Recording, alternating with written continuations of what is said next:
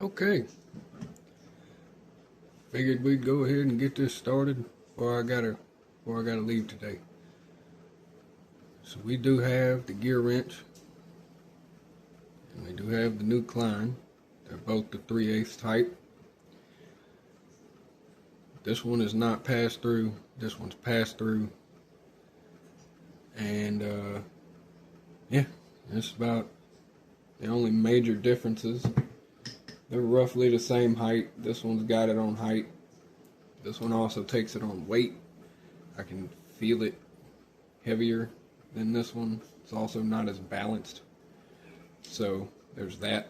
But I mean, hey, this one's more for mechanics. So you need a top heavy one for whacking shit.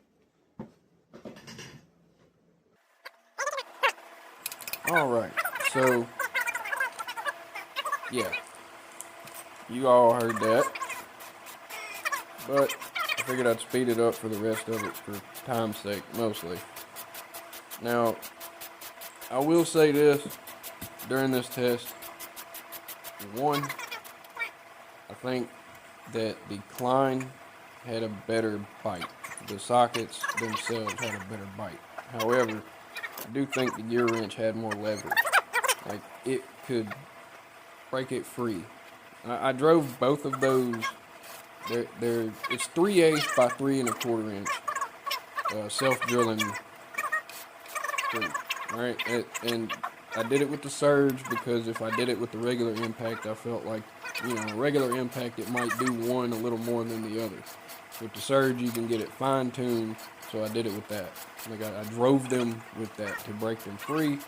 I did it with, the ratchets. You see me doing it. Anyway, I think the gear wrench had an easier time getting it free. They were about even, but I think the gear wrench takes that. Because it's a tad bit longer, it's got a little more leverage. With that being said, I think the sockets for the Klein, they're awesome. See y'all later.